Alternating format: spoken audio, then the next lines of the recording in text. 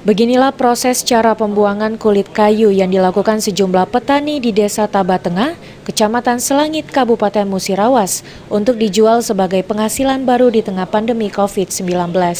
Menggunakan sebuah alat kikisan atau besi yang sudah didesain, kayu yang sudah ditapung sesuai ukuran dan jenisnya, kemudian kayu dikuliti agar bisa laku di pasaran.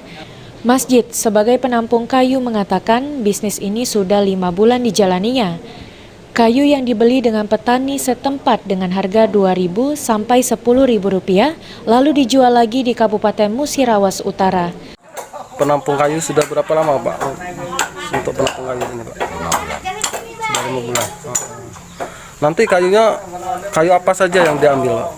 Kayu-kayu yang tertentu. Tertentu saja, Pak ya. Nanti kayunya dijual kemana? Jual ke Murah Utara. Musirawas Utara. Oh iya. Dihargai berapa itu dijual? Rp4.000.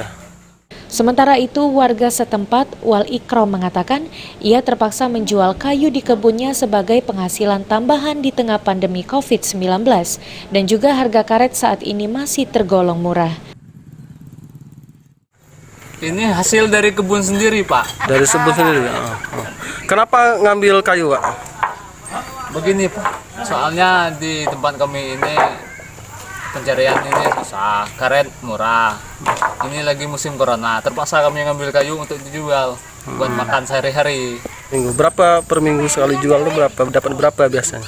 Paling 50 lah, 50 45. Seminggu. Satu kayu tuh dihargai berapa kadang-kadang? Satu kayu dihargai Adi Arianza, PAL TV.